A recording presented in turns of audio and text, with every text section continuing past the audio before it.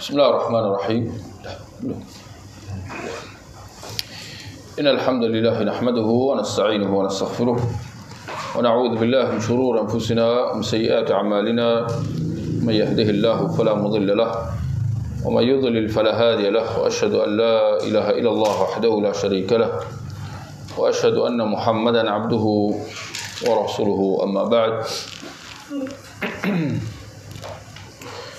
Ikhwah, tuan-tuan dan puan-puan, syukur kita kehadrat Allah Subhanahu wa taala dapat kita bertemu pada malam ni. Kiranya ini adalah sesi pengajian yang baru. Selamat datang ke semester pengajian yang baru. Tahun yang keberapa tak tahu. Ya. Alhamdulillah, dipanjangkan umur dan semuanya insya-Allah dalam keadaan sihat-sihat dan dalam keadaan baik-baik insya-Allah. Dan tuan-tuan dan puan-puan, pada malam ini kita teruskan, masih ada lagi bahagian yang berbaki dalam kitab panduan lengkap akidah. Jadi kita boleh lihat di surat 475 ada sambungan sedikit perbahasan tajuk mengenai bentuk-bentuk wala, sikap kesetiaan kepada orang-orang kafir. Saya ingat mungkin kita boleh cuba bacakan, ada 3 poin yang berbaki. Kita lihat surat 475 perkara yang ke-8. Perkara yang ke-8 mengenai bentuk-bentuk kesetiaan atau sikap wala kepada orang-orang bukan Islam yang dilarang oleh syariat Islam. Perkara yang ke-8 memuji apa tu? Dan memuji dan mengelok-elokkan mereka, ya, atau memuji dan menganggap mereka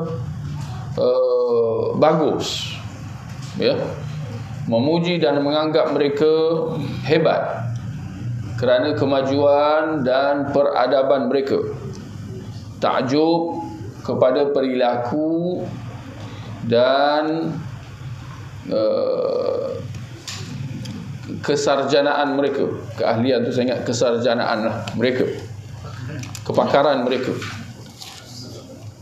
Assalamualaikum. Tanpa melihat akidah mereka yang batil lagi rosak. Ini satu poin yang bagus yang dikemukakan oleh Syekh Saleh Al-Fauzan. Bagaimana sikap, bagaimana cara seorang Muslim membuat penilaian. Maka sangat-sangat tidak wajar jika kita menilai sesuatu itu pada luaran. Jika kita menilai sesuatu itu, ya, pada perkara-perkara yang tidak penting, dalam masa yang sama kita mengabaikan apa yang utama, apa yang besar, apa yang penting. Jadi kita, jika sekiranya seseorang itu dia menganggap barat, dan saya ingat kita pernah sebut sebelum ni tentang istilah, ya, negara maju. Untuk makluman, istilah negara maju itu dia masuk dalam poin yang ke-8 ni, ya. Dan saya kira dulu tidak berapa lama dahulu, ya, adanya apa dipanggil, pandang dasar, barakallahu, dasar pandang ke timur, ya. Dia semua termasuk dalam poin yang ke-8 ni.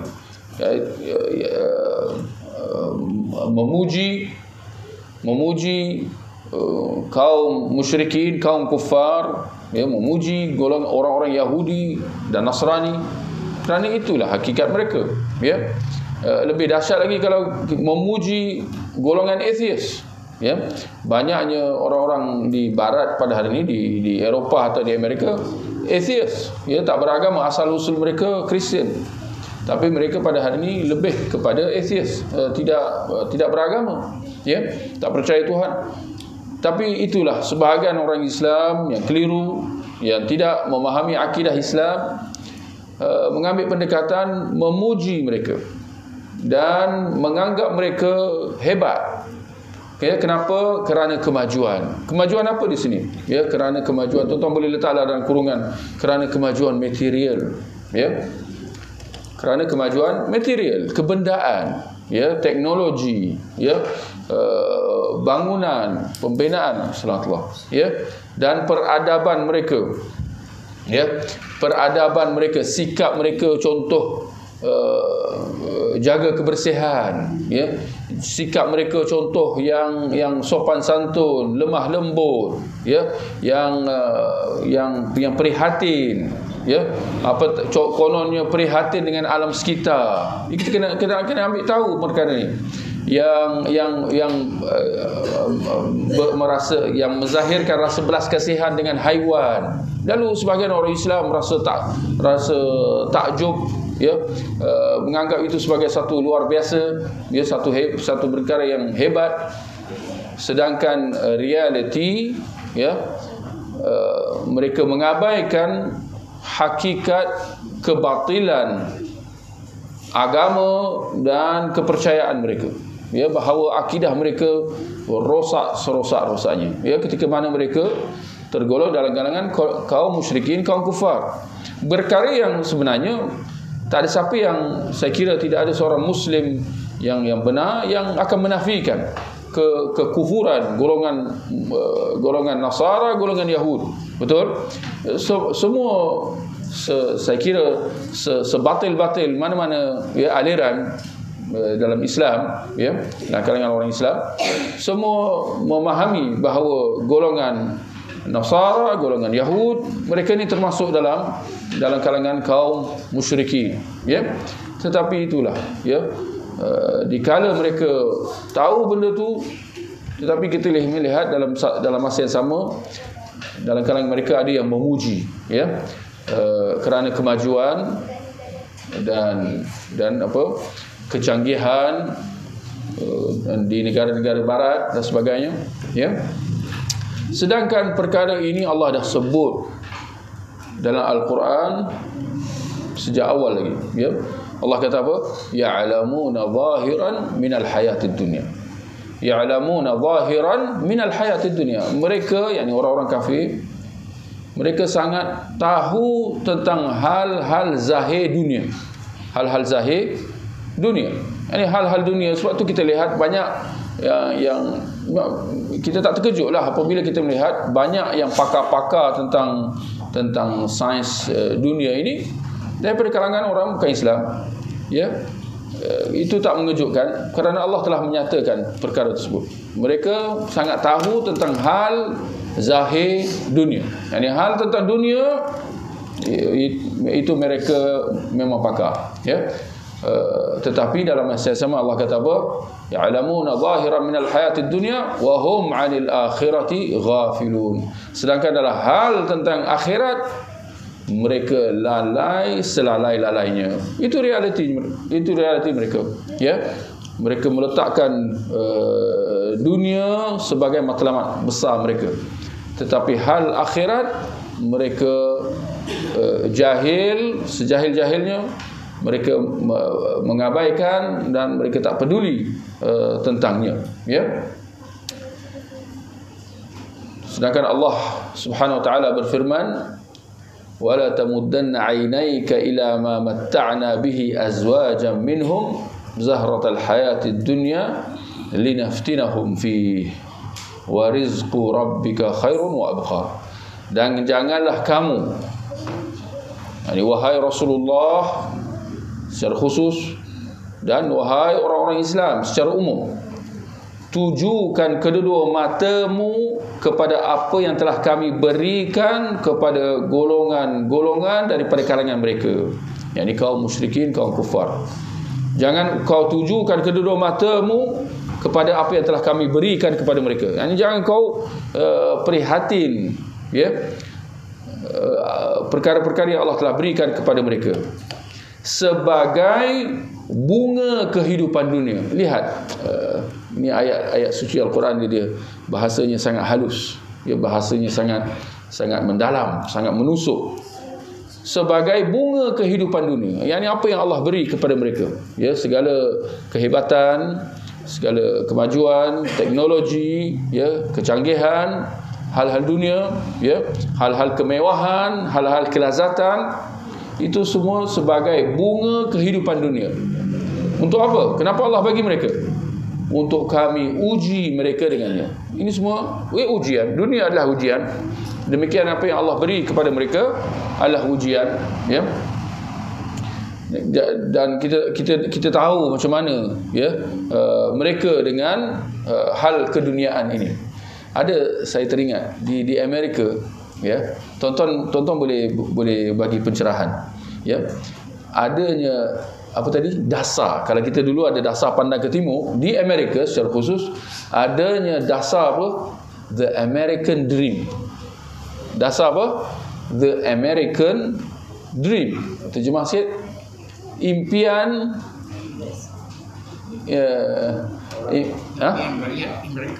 impian rakyat Amerika. Macam itulah. Apa dia The American Dream, tuan-tuan? Ini saya ingat dah sudah lama dasar ni, the American Dream, sipulan-sipulan sedang berusaha gigih untuk mencapai the American Dream. Ini bagi orang di Amerika lah secara khusus. Ada tuan-tuan pernah dengar the American Dream? Takkan saya seorang je pernah dengar kan? Jadi apa maksud the American Dream tu yang tuan-tuan faham? Ada? Apa yang saya faham, the American Dream tu tidak lebih daripada sekadar kemajuan dunia, iaitu dapat rumah yang besar, kenderaan yang hebat, duit simpanan yang banyak, untuk dia pencen dengannya, sampai satu tahap, satu peringkat umur, dia dapat pencen, dia dapat duduk di rumah dan dia bersenang-senang dengan hasil usaha kerja dia bertahun-tahun sebelum tu. Itulah dia the American Dream. Apa dia? Rumah besar, kenderaan mewah, duit yang banyak. Itulah dia the American Dream. Tetapi Allah kata apa? Dan janganlah kamu tujukan kedua matamu kepada apa yang telah kami berikan kepada mereka. Yani jangan pula engkau mata engkau nak menengok-nengok dan lalu sampai timbul dalam hati engkau rasa apa? Rasa iri hati, rasa kepingin, rasa teringin, nak bercita-cita, nak jadi seperti mereka, nak juga tinggal rumah besar, dan sebagainya. Sedangkan itu semua adalah kesenangan yang sementara. Dan Allah kata apa? Dan rezeki Tuhanmu adalah lebih baik dan yang lebih kekal. Apa yang menanti bagi orang-orang yang beriman, balasan ganjaran yang menanti orang-orang Islam, mereka yang tunduk kepada perintah Allah dan terima risalah Rasulnya, itu jauh lebih baik dan itu yang kekal. Baik, kemudian kata Syekh Saleh, ini tidak bererti bahawa kaum muslimin tidak berusaha memiliki sebab-sebab kekuatan melalui teknologi dan asas-asas ekonomi yang mubah maknanya harus, serta kelengkapan ketenteraan, kerana hal itu adalah keperluan kaum muslimin. Ini dari satu sudut, ini tidak berarti sama sekali kita orang Islam mengabaikan sama sekali hal keduniaan, masakan tidak, ketika mana kaum muslimin perlu kepada hal-hal dunia, bukanlah untuk nak bersenang-senang semata-mata, tetapi untuk memastikan kekuatan mereka, kerana jika tidak, maka musuh-musuh Islam akan mudah untuk nak mengalahkan mereka dan menghapuskan mereka, ya. Sedangkan itu tidak wajar, ya. Muslim diperintahkan supaya mempertahankan diri, mempertahankan agama dan menegakkan kalimah Allah itu. Tetapi bagaimana untuk kita nak menegakkan kalimah Allah, tuan-tuan, ya? Bagaimana Muslim menegakkan kalimah Allah? Tidak lain dan tidak bukan dengan kekuatan. Perlu kepada kekuatan. Sama sekali bukan hanya dengan berangan-angan, ya, dan bercita-cita atau berretorik, ya, retorik. Sedangkan kadang-kadang itu yang banyak kita dengar pada hari ini, ya, retorik, ya.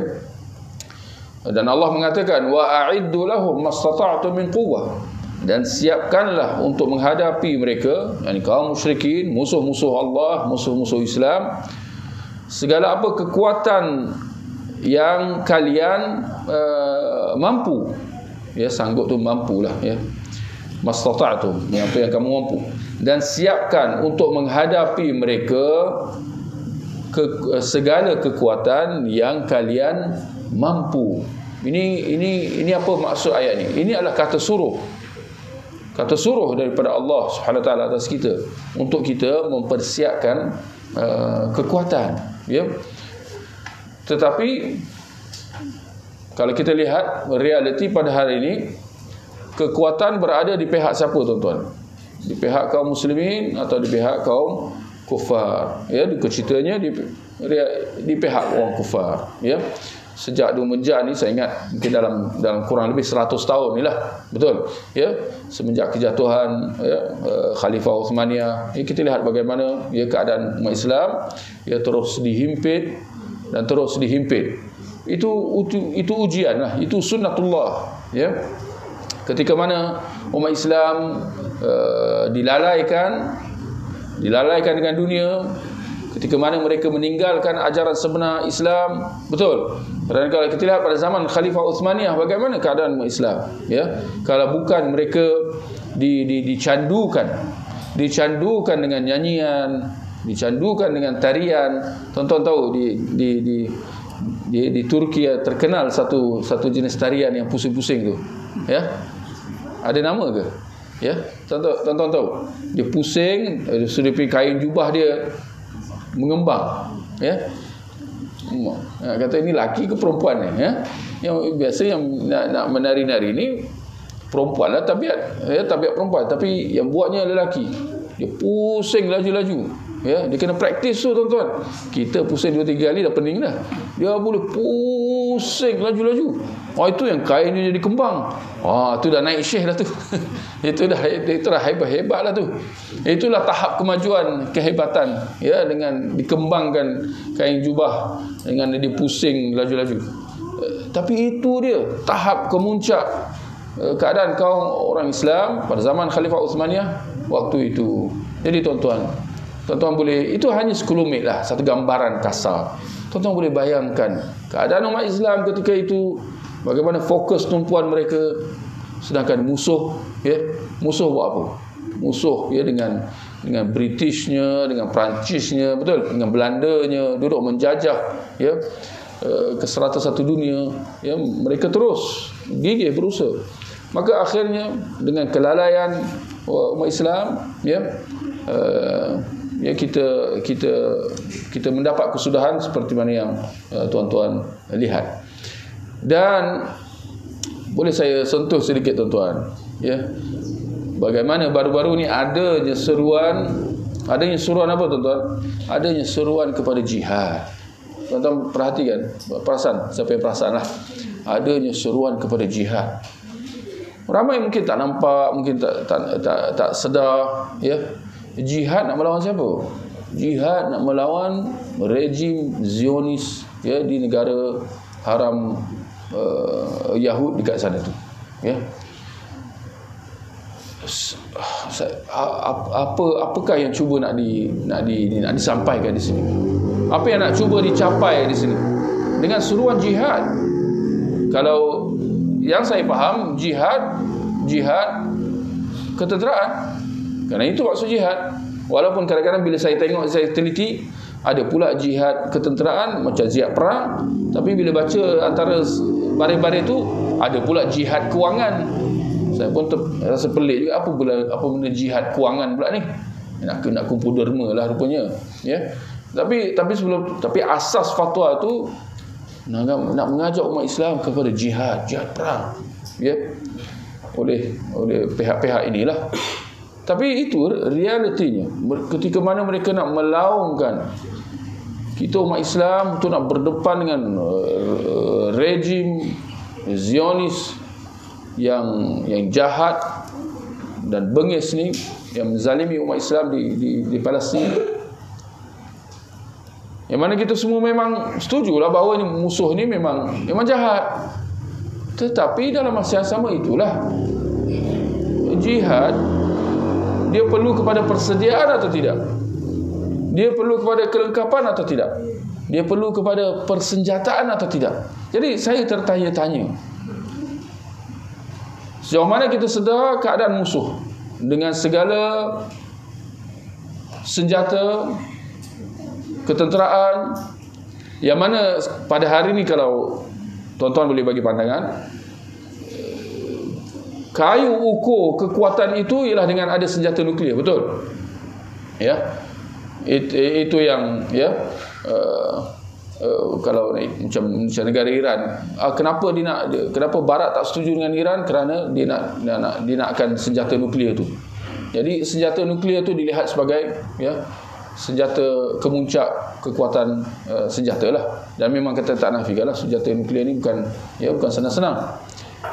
Jadi kita berdepan dengan musuh yang ada senjata nuklear, dan segala persenjataan negara Islam bukan pengeluar pun. Kita memang nak kena import daripada dia juga. Jadi cuba difikirkan, kita nak berdepan dengan musuh yang mana sedar tak sedar musuh tu dia tidak bersendirian. Di belakang negara haram Yahud tu siapa, tuan-tuan? Kalau bukan Amerika dan Kesatuan Eropah tu. Negara-negara Eropah semua di belakang dia. Jadi bacaan saya, fatwa tu sedar tak sedar nak mengajak kepada perang dunia ketiga. Itu dia maksud dia. Itu realiti maksud dia, nak mengajak kepada perang dunia ketiga. Jadi cita-cita tinggi besar, tapi bagaimana dengan persediaan dan kemampuan umat Islam? Ini realiti yang kita kena ambil maklumlah. Ditambah lagi tuan-tuan, fatwa tu dihebahkan, disampaikan secara sulit, secara rahsia kepada pihak-pihak berkenaan, atau diumumkan, dihebahkan secara terbuka kepada umum. Ternyata bahawa fatwa itu dihebahkan, diumumkan secara terbuka. Sepertinya fatwa itu ditujukan kepada orang perseorangan umat Islam satu dunia. Adakah itu wajar? Adakah itu saluran yang betul? Sedangkan kita mengatakan hal-hal jihad dia masuk dalam bab apa, tuan-tuan? Bab ketenteraan, betul atau tidak? Sedangkan ketenteraan terletak di bawah bidang kuasa mana? Kerajaan, pemerintah, ya. Jadi di sini itu yang pada saya dia menimbulkan satu tanda soal yang besar. Apa tujuan sebenarnya nak dicanangkan fatwa yang seperti ini? Sedangkan nak ikutkan saluran yang betulnya ialah kepada kerajaan-kerajaan lah. Ya, kerana dengan pihak-pihak berkuasa inilah mereka yang ada ahli, yang ada pakarnya, yang ada segala peralatan canggihnya dengan maklumat, betul atau tidak? Sedangkan kita orang perseorangan, kita tahu ke sejauh mana kekuatan musuh? Di mana musuh pun kita tak tahu kat mana. Betul atau tidak? Ya, di mana terletak dia punya kapal, dia punya terbang dan segala macam. Kita tak tahu. Maklumat intelijen ni kita tak ada. Tapi itulah dia, ya. Satu pada saya perkara tak kena cara, ya, tak kena tempat, ya. Ditambah lagi dalam keadaan kita, ya, umat Islam tidak ada kesediaan dan tidak ada kekuatan. Sedangkan tuan-tuan, Allah mengatakan in tansurullah yansurukum. Kalau kita nak kemenangan, nak berdepan dengan musuh, kita nak kemenangan, semestinya bila kita nak berdepan dengan musuh, Kita nak menang ke nak kalah? Mestinya kita kata kita nak menang lah. Tetapi syarat kemenangan orang Islam atas musuh dia apa? Allah kata dalam Al-Quran, in tansurullah yansurukum. Jika kalian tegakkan agama Allah, Allah akan beri kemenangannya kepada kalian. Maka di sini persoalan, sejauh mana kita telah menegakkan agama Allah. Dan agama Allah, asas tunjang agama Islam itu apa? Tauhid. Sejauh mana tauhid telah ditegakkan di negara-negara Islam, ya, dalam kalangan umat Islam. Ini satu persoalan yang besar yang sepatutnya kita nak kena tangani perkara-perkara asas ini dahulu. Betul atau tidak, tuan-tuan? Ya. Baik. Alam semesta dan manfaat-manfaatnya pada dasarnya adalah milik kaum muslimin. Yani dunia ini Allah jadikan, ya, untuk tujuan untuk manusia dalam usaha mereka mengabdikan diri kepada Allah. Yani untuk kaum muslimin. Allah mengatakan, qul man harrama zinatallahi allati akhraja li'ibadihi wat-tayyibat minar rizq qul hiya lil ladzina amanu fil hayatid dunya khalisatan yaumil qiyamah. Katakanlah, siapakah yang mengharamkan perhiasan daripada Allah yang telah dikeluarkannya untuk para hamba-Nya, dan siapa pula yang mengharamkan rizki yang baik, yakni hal-hal dunia ini secara umumnya. Katakanlah, semuanya itu disediakan bagi orang-orang yang beriman dalam kehidupan dunia, khusus untuk mereka sahaja di akhirat, di hari akhirat. Ini dunia ini Allah jadikan, ya, untuk manusia dalam usaha mereka mengabdikan diri kepada Allah, ya. Dunia ini untuk kesinambungan kehidupan kita, untuk digunakan, ya, oleh orang-orang yang beriman, ya. Allah juga berfirman, wasakhkhara lakum ma fis samawati wa ma fil ardi jami'an min, dan dia menundukkan untuk kalian apa yang ada di langit-langit dan apa yang ada di bumi semuanya. Dia menundukkan, yakni dia menjadikan, ya, segala apa yang ada di antara langit dan bumi ini untuk manusia, ya. Ini hakikatnya, ini keadaannya. Ini tujuan Allah jadikan segala apa yang ada di atas muka bumi ini untuk kegunaan manusia.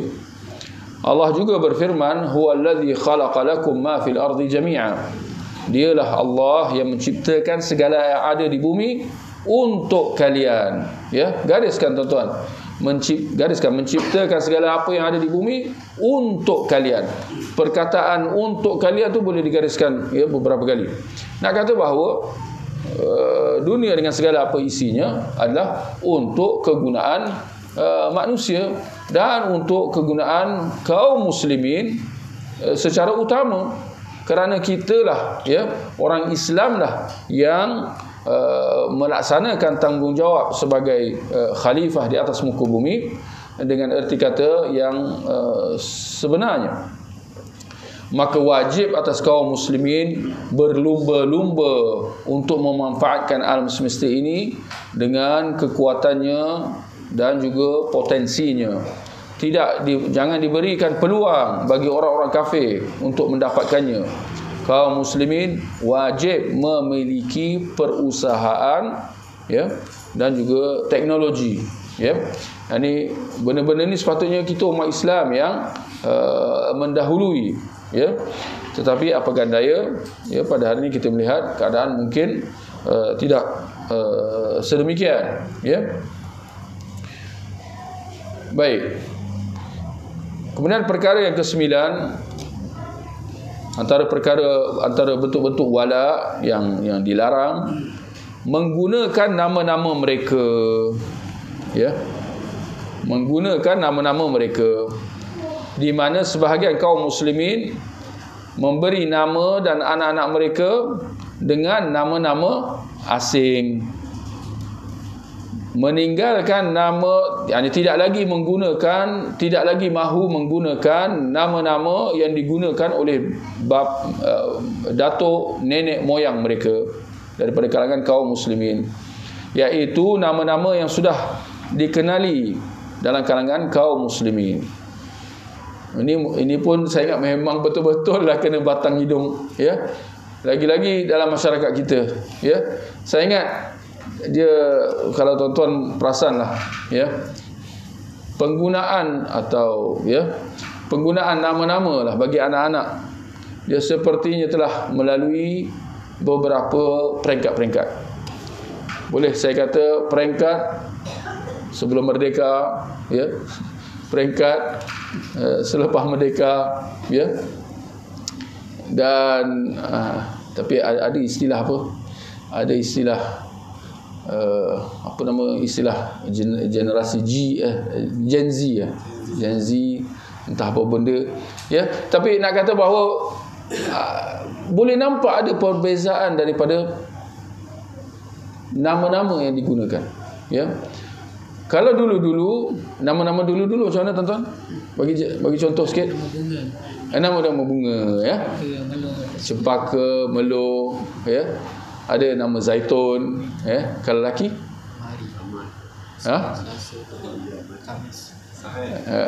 Kamis, Atan, Tuah, itu lagi, ya. Ini nama-nama nama-nama lama, ya. Kemudian datang pula satu peringkat, ini pada tuan-tuan boleh betulkan, sampai satu peringkat dia gunakan nama Muhammad pula. Semua benda nak kena Muhammad dulu, ya. Muhammad, ya. Nama abang saya pun ada Muhammad juga. Muhammad sikit-sikit. Ya, tapi saya, ibu ayah saya bagi, tak payahlah, bagi nombor satu je. Ya, ada Muhammad, ya. Kemudian sampai satu lagi peringkat pula, yang generasi yang muda-muda lagi ni, apa? Macam mana? Dia mula datang Daniel. Saya tahu Daniel je lah. Danish. Ini dah, minta maaf, Danish ni macam musibat sikit. Danish kalau tak silap saya bukan Denmark ke? Kan? Danish kan? Ni apa pula Danish ni? Bagilah Mesir ke, Jordan ke, ya? Arab. Kan? Ada ini. Jadi untuk makluman, setuju tak setuju, mengaku tak nak mengaku, memang ada kecenderungan untuk nak menggunakan nama-nama barat. Gabriel, tiba Gabriel pula. Dalam menggunakan nama malaikat tu makruh. Ini Gabriel pula, patutnya Jibril.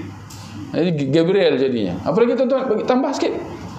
Yang ada, Abraham. Noah. La haula wala quwata illa billah. Ya. Noah. Orang kata Nabi Nuh. Noah pula jadi, ya. Macam-macam, ya. Kenapa jadi demikian? Kalau bukan kerana bangga, ya. Brian, ya. Kalau saya tengok, kalau orang bangsa Cina, ya, minta maaf, bangsa Cina, dia ada nama Cina dia dan dia ada nama orang putih dia. Tapi bagi saya itu hal dia lah. Dia mungkin rasa dia tak sesuai nama bagi Cina, ya. Nama dia kena dibagi nama orang putih dia pula. Mungkin untuk nak berniaga lah agaknya, nak bagi mudah berniaga. Tapi itu hal mereka lah. Tapi kita ni orang Islam pun nak jadi macam tu, kenapa? Ya. Ini, ya, perkara yang tidak sepatutnya berlaku, ya.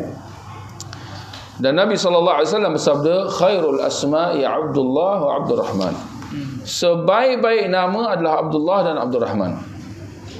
Sebaik-baik nama adalah nama Abdullah dan Abdurrahman. Ini kita kata sebenarnya kesudahannya, apa nama-nama yang terbaik, tuan-tuan. Pertama inilah dia, yang secara utama Abdullah, Abdurrahman. Dan untuk makluman tuan-tuan, kalau sebab saya punya pengalaman di Arab Saudi, saya boleh cerita tentang Arab Saudi je lah. Jadi negara Arab yang lain mungkin saya tak berapa nak tahu. Tapi di Arab Saudi memang rata-rata nama Abdullah, nama Abdurrahman. Memang macam tu, ya. Tak Abdullah, Abdurrahman, ya. Dan pada saya satu pujian lah. Paling tidaknya mereka mempraktikkan apa yang disabdakan oleh Nabi sallallahu alaihi wasallam. Sebaik-baik nama adalah Abdullah dan Abdul Rahman. Ya, dan kita kata sesudah itu ambillah nama-nama Nabi, nama-nama Rasul, nama-nama sahabat. Itu sebaik-baik nama. Ya, yang kita kata siapa yang mengambil pendekatan macam tu, dia takkan pernah silap. Afwan, ada 1 sampai 1 peringkat nama-nama kat negara kita ni. Dia mungkin 1 peringkat dia ambil nama, dia main pakai bantai. Panjang tu satu hal, tapi dia tak tengok maksud. Yang terlintas dalam fikiran saya, Fatin yakni yang menimbulkan fitnah, yang menguji orang-orang di sekeliling. Fatin. Ya. Ada satu lagi, Wati ini ada 2 maksud. Satu jima', satu lagi hina. Sudah. Jadi ini nama-nama yang pakai tangkap muat, ya. Tapi kalau saya tengok, kalau di negara seberang mungkin lagi dahsyat, ya. Superman. itu negara seberang lah, ya. Tapi nak kata bahawa, ya, nama-nama ni perlu diberi perhatian, ya. Baik, disebabkan perubahan pada nama-nama ini, ada generasi yang membawa nama-nama asing. Itu membuat terputusnya hubungan antara generasi tersebut dengan generasi sebelumnya. Ya, ini seperti kita nak memutuskan pertalian kita dengan generasi, ya, kaum muslimin sebelum kita. Memutuskan hubungan perkenalan di antara keluarga yang dikenal dengan namanya yang khas. Ya. Ini bahagian yang terakhir ni saya tak tahu pasti apa maksud kalam Syekh di sini. Memutuskan hubungan perkenalan. Afwan. Sepertinya mungkin wallahu alam nama keluarga barangkali, ya, tidak lagi mahu menggunakan nama keluarga. Kalau bangsa-bangsa yang lain dia orang ada nama keluarga. Saya tak tahu kenapa kita orang Malaysia, orang Islam, orang Melayu, tiba-tiba kenapa tak ada nama keluarga, ya. Tapi nama keluarga ada sebahagian daripada kita kan, ada Wan, ada Nik, ada Tuan, ya. Macam-macam kan ada nama keluarga. Tapi majoriti tak ada lah, ya. Baik, kemudian poin yang ke-10 yang terakhir, memohon keampunan untuk orang-orang kafir. Ya, memohon keampunan untuk orang-orang kafir dan mendoakan semoga Allah merahmati mereka. Allah mengharamkan hal tersebut, ya. Mendoakan keampunan untuk orang-orang kafir, ya.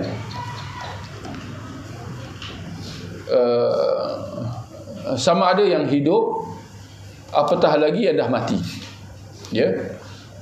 Sama ada yang hidup, apatah lagi yang mati, ya.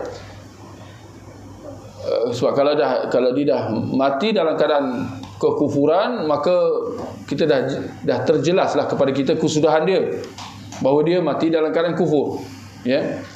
Sedangkan Allah mengatakan innallaha la yaghfiru ay yushraka bih.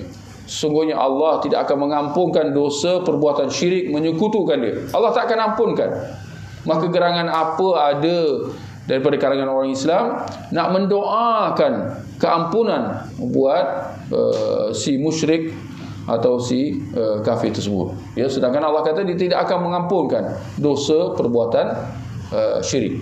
Maka perbuatan memohon keampunan itu jelas menyalahi apa yang Allah telah tetapkan buat kaum musyrikin, kaum kufar, ya. Ya, barakallahu fi. Seperti mana ucapan rest in peace, rip, ya, benda rip, rest in peace. Semoga si fulan tenang di dalam kubur. Tenang apa? Mati dalam keadaan syirik dan kufur, ya.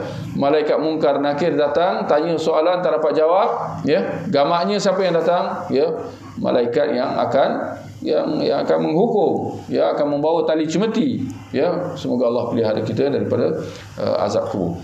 Maka rice if possible. Ni rest in peace. Rest in peace satu. Okey. Satu lagi rise if possible. Oh, tu maksud dia? Ada satu lagi. Rise, bangkit. Ya. Macam mana bangkit kalau boleh? Itulah yang macam buat lawak lah. Oh, buat lawak. Kalau hari kebangkitan memang kita beriman lah, ya. Tapi kalau tak tahulah. Barakallahu fiik. Baik, jadi haram ya dimintakan keampunan buat kaum musyrikin, kaum kufar. Kalau yang hidup, apa yang dibolehkan? Mintakan supaya diberi hidayah, ya.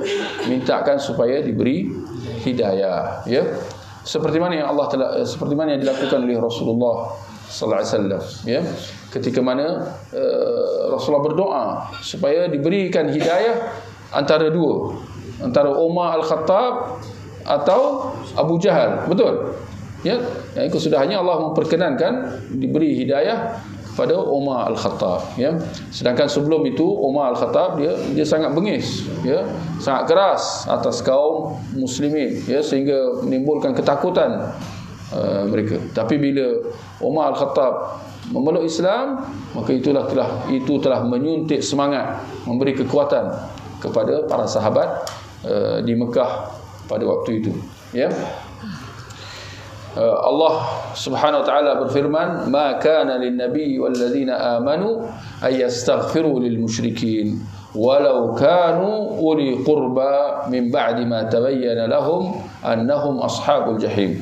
Tidaklah patut bagi nabi dan orang-orang yang beriman meminta keampunan kepada Allah bagi orang-orang musyrik, walaupun orang-orang musyrik itu adalah kaum kerabat mereka, sesudah terjelas bagi mereka bahawasanya orang-orang musyrik itu adalah penghuni neraka Jahannam. Surah At-Taubah ayat 113. Ya, lihat ini teguran Allah Subhanahu wa taala ke atas Nabi sallallahu alaihi wasallam, ya, dan orang-orang yang beriman, ya. Tidak wajar untuk diminta keampunan bagi kaum musyrikin. Kenapa? Kerana Allah dah mengatakan bahawa Dia tidak akan mengampunkan dosa perbuatan syirik. Itu ketetapan Allah Subhanahu wa taala. Ini gerangan apa kita nak menidakkan perkara tersebut dengan kita mendoakan keampunan, sedangkan Allah kata Dia tidak akan sama sekali ampunkan dosa perbuatan syirik dan kufur itu. Ada satu poin yang boleh saya selitkan dalam perkara ini, ya, tentang kekeliruan kedudukan ibu bapa Nabi sallallahu alaihi wasallam, ya.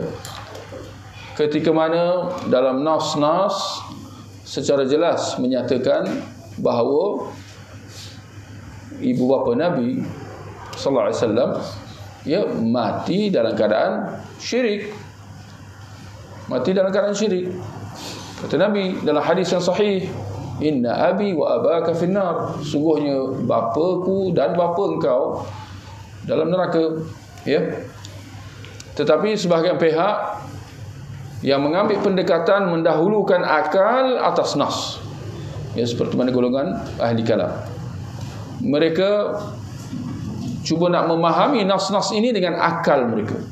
Maka mereka mengambil kesimpulan bahawa kenyataan itu tidak betul pada mereka. Mana mungkin mak bapak Rasulullah sallallahu alaihi wasallam dalam neraka, ya. Mana mungkin, yang ini di sudut akal mereka. Pada mereka itu satu benda yang tak boleh diterima oleh akal, ya. Mereka sering, ya, mengulang kenyataan ini. Satu perkara yang tidak boleh diterima oleh akal, ya.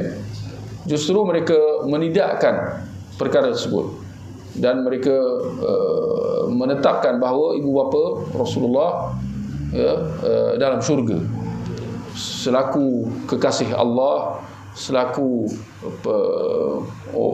orang yang paling dekat dengan Allah. Justru mereka membuat kesimpulan bahawa ibu bapa Rasulullah ya juga akan masuk ke dalam syurga, ya. Jadi ini jelas.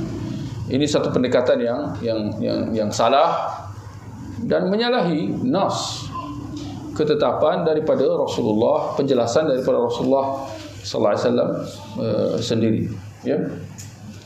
Baik, apa agaknya perkataan-perkataan yang boleh kita masukkan dalam poin yang ke-10 ni, memohon keampunan untuk orang-orang kafir yang dilarang oleh syariat. Saya ingat mungkin perkataan seperti ya, semoga damai di sana. Ya, ini sama dengan rest in peace tadilah, ya. Semoga Allah mengampuni dosa-dosa si fulan. Sedangkan orang tu orang musyrik atau orang kafir, ya. Jadi kita kata ya, perkataan-perkataan ini adalah tidak wajar, ya.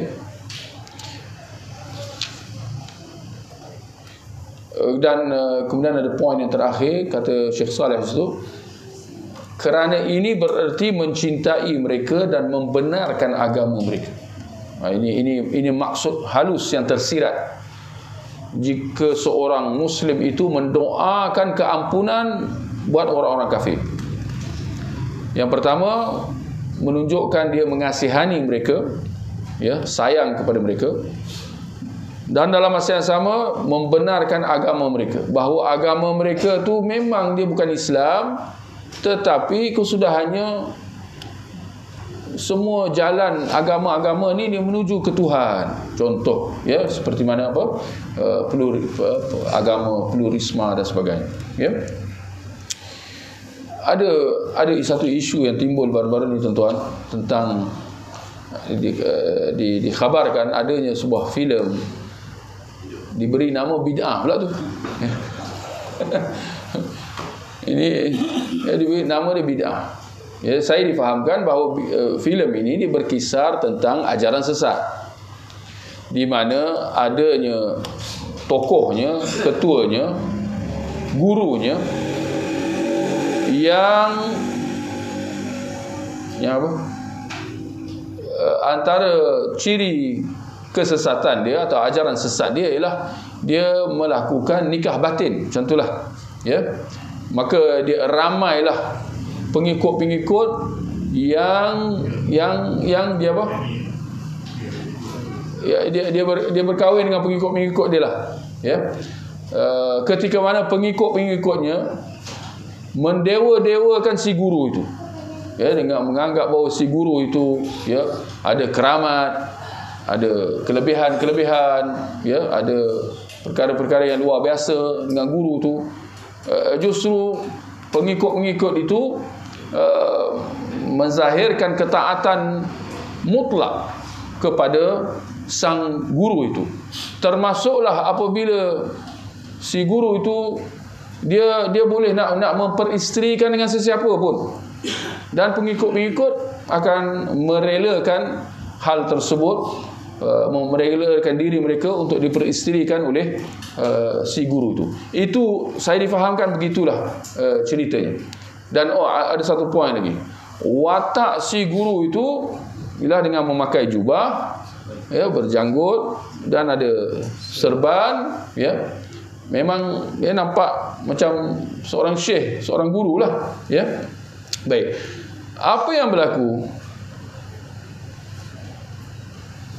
apabila filem ini dikeluarkan? Sepertinya ada pihak-pihak yang kepanasan. Saya, ya, pihak-pihak yang kepanasan daripada kalangan pihak-pihak di sana lah, ya, golongan tarikat, ya, golongan Asy'ariyah, mereka kepanasan. Tetapi saya merasa pelik ketika mana kritikan mereka terhadap filem ini lebih tertuju kepada watak sang guru, Mereka mengkritik kenapa si guru yang dengan pakaian jubah dan serbannya diperlakukan dengan sedemikian. Maka ini mencemarkan nama baik jubah, mencemarkan nama baik serban. Maka tak wajar. Saya rasa pelik, kerana pada saya filem ini dia lebih kepada nak membawa satu mesej tentang adanya kelompok-kelompok penunggang agama, ya, yang mempergunakan pengikut-pengikut untuk kepuasan sang guru, yang mana sang guru itu didewa-dewakan, dipuja dengan dibasuh kaki dan digunakan air basuh kaki dia untuk ambil berkat dan sebagainya. Pada saya, poin itu sepatutnya yang difokuskan, bukan difokuskan pada pakaian dan serban. Itu hanya watak yang nak dimainkan, tapi mesej itu, jadi kiranya mereka bahaskan bab zahir itu, tetapi mesej utama yang nak cuba bawa mereka diamkan, mereka senyap sehabis-habis. Pada saya itu masalah yang lebih besar, iaitu masalah guru dikultuskan, guru didewa-dewakan. Ajaran yang mana segala apa yang guru cakap kena terima bulat-bulat. Ini bukan ajaran Islam. Islam berlepas diri daripadanya. Dan perkara ini telah berlaku sekian lama. Di manakah suara-suara mereka? Di manakah suara-suara mereka? Dan ternyata mereka mendiamkan perkara itu sediam-diamnya. Yang menjadi masalah bagi mereka apa? Kerana watak itu memakai jubah dan serban, ya. Jadi tapi kesudahannya ada pihak yang kata siapa yang makan cili terasalah pedahnya. Saya melihat bahawa kalau yang dikatakan Wahabi, mereka tenang-tenang saja. Ini movie, ini filem, ya. Ada mesej dia, ya. Setuju tak setuju dengan mesej dia dan sebagainya, ya. Itu satu perkara. Tapi apa yang pasti, benda tu memang berlaku dan memang perlu diberi perhatian, ya. Saya ingat itu poin yang sepatutnya diberi fokus, ya. Dan bukan perkara ya, cara watak itu dimainkan dan sebagainya. Itu perkara sampingan, ya, bukan perkara utama dan fokus. Memang benar berlaku delegation. Barakallahu fiik, ya. Baik, ada seorang tanya? Ya. Kita kerja bercampur dengan golongan kafir, kafir. Contohnya bos, dia bagi hadiah, kita ucapkan terima kasih. Boleh tak? Tapi orang kata lagi, kita macam mendoakan dan dimurahkan rezeki. Kebanyakan orang sebut benda tu. Yang pertama tadi, first tadi apa?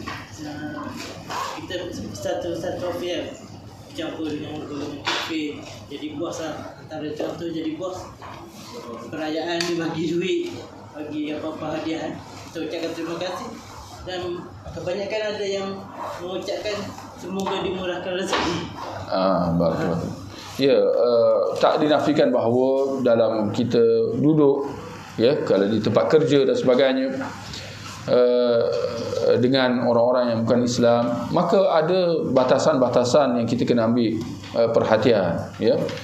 Pertama, tidaklah perkara itu dilarang secara mutlak untuk mengadakan ada hubungan, ya, muamalat dengan orang-orang bukan Islam. Itu diharuskan oleh syariat. Tetapi dalam masa yang sama perlu diketahui batasan-batasan, ya, apa perkara-perkara yang boleh dan apa perkara-perkara yang tidak boleh, ya. Dari segi kalau majikan itu bukan Islam, ya, secara dasarnya hukumnya harus tetapi jangan sampai ada pelanggaran-pelanggaran agama, ya, seperti jangan sampai, ya, solat tidak dapat dilaksanakan, jangan sampai perlu mendedahkan aurat, ya, jangan sampai berlaku pergaulan bebas dan seumpamanya. Demikian juga perlu diambil kira tentang perayaan-perayaan yang mana kita kena tegaskan bahawa semua perayaan, tak kira apa dia, adalah keagamaan. Ya, sama ada perkara itu jelas atau mungkin secara halus, ya, secara tersirat, semua perayaan adalah keagamaan. Maka seorang Muslim dia tidak boleh turut serta, ya, dia tidak boleh terlibat sama dalam perayaan-perayaan yang daripada orang-orang bukan Islam.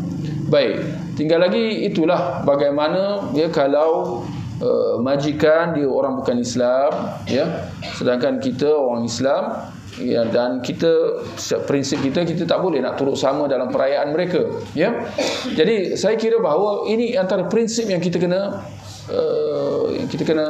tekankan, ya. Dan perlu, saya kira akhirnya kesudahannya dia lebih kepada sejauh mana pemahaman kita dan sejauh mana kekuatan kita, ya. Dan ada satu peribahasa dalam bahasa Arab, dia kata as-sarahah rahah. Berterus terang itu adalah jalan sebaik-baiknya. Apabila kita berterus terang, kita menyatakan pendirian kita, ya, prinsip agama kita, itu jalan yang terbaik, ya, supaya tak adalah kita kena bermadah, kita kena berhelah, kita kena berbunga-bunga, bersilat, ya. Itu memang dia akan jadi penat lah, ya. Tapi itulah, nak berterus terang dia perlu kepada kekuatan, ya. Walau apapun, bertakwalah kepada Allah sedaya yang mampu.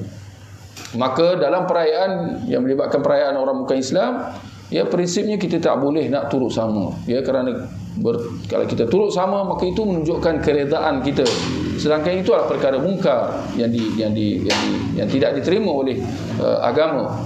Bagaimana kalau majikan ada memberi hadiah sempena perayaan dia, macam tu, kalau dia dah bagi, ya, maknanya kalau kita boleh elak, kita elak. Tapi kalau dia dah bagi, ya, saya berpandangan bahawa kalau kita dah terima, ya, kita bagi ke orang lain. Kalau kita dah terima, kita bagi ke orang lain. Contohnya iaitu apa? Buah-buah oren itulah, ya. Buah oren tu memang hukumnya harus. Tetapi dalam masa yang sama kita ambil kira bahawa buah oren itu adalah simbol keagamaan. Kerana itulah buah tu dimuncul bila datang perayaan mereka tu je, ya. Jangan kita tidakkan, itu oren kan harus, memang harus, tapi dia muncul sempena perayaan, ya. Jadi kita ambil kira perkara tu.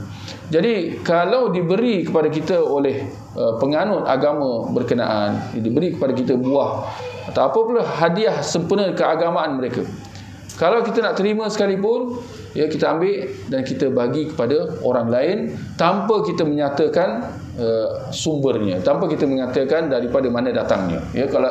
Kerana kalau tidak, dia pun kena bagi ke orang lain jugalah, kesudahannya tak ada kesudahan, ya. Jadi kita ambil orang itu tapi kita bagi ke orang lain, ya. Islam boleh, tak kira lah, ya, tak kira, ya. Walaupun secara dasarnya kalau kita nak beli oren itu tak ada masalah, nak beli boleh. Tapi kalau kita terima kerana kita terima daripada orang yang merayakan perayaan yang ada, ya, buah-buah ini atau benda-benda yang lain dan sebagainya, di situ kita kena ambil maklum. Adapun ucapan, ya, seperti, ya, apa tadi? Ucapan semoga murah rezeki dan sebagainya, ini adalah ucapan-ucapan yang baik yang dibolehkan, ya. Semoga kekal sehat, ya.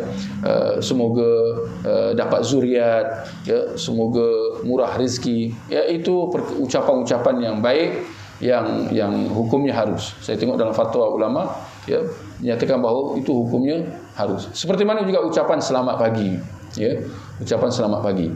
Cuma dalam masa yang sama saya lihat, ya, sebahagian ulama ilmuwan mengatakan sebaiknya jangan dimulakan. Sebaiknya jangan dimulakan. Kalau nak balas boleh, ya, tapi jangan dimulakan. Kerana itu itu al-Islam ya'lu wa la yu'la alaih. Islam itu tinggi dan tidak ada yang lebih tinggi daripadanya, ya. Sedangkan kalau dimulakan, ya, dia akan jadi sebaliknya, ya. InsyaAllah, ya. Macam ni kalau dapat ampau, Ustaz. Ampau. Sama lah, ha? Sama juga. Ampau duit. Itu dia. Ujian lah. Ya, tapi saya kira itulah. Ya, ampau ni itu sekali lagi, ya, al-yadul ulya khairun min al-yadis sufla. Tangan yang memberi lebih mulia daripada tangan yang menerima. Betul atau tidak? Tangan yang memberi lebih mulia. Tetapi di sini ini muskilnya. Tangan yang memberi di sini adalah tangan yang bukan Islam. Sedangkan tangan yang menerima adalah Muslim. Sedangkan Muslim dia lebih mulia. Jadi macam mana? Di situ kita kata sepatutnya dia elakkan. Tapi kalau terima, bagi ke orang lain. Ya. Kadang kalau tidak, dia akan, saya kira benda ni dia berkait dengan hati juga. Ya, nanti hati kita akan, ya, orang kata apa, terhutang budi, ya, rasa dekat dan seumpamanya. Sedangkan ini boleh barangkali kesudahannya akan menjurus kepada apa yang lebih besar, apa yang lebih bahaya, yang boleh menggugat akidah dan seumpamanya. Jadi berhati-hati dalam hal ini adalah jalan yang terbaik, seperti yang telah kita sebutkan tadi. Kalau terima pun bagi kat orang lain, ya, untuk kita menjaga kemuliaan, untuk kita menjaga kesucian akidah, ya, supaya jangan dinodai dengan hal-hal yang seperti ini. Baik, sekadar itu. Subhanakallahumma wa bihamdik, asyhadu an la ilaha illa anta, astaghfiruka wa atubu ilaik. Sallallahu ala nabiyina Muhammad wa ala alihi wa sahbihi ajma'in.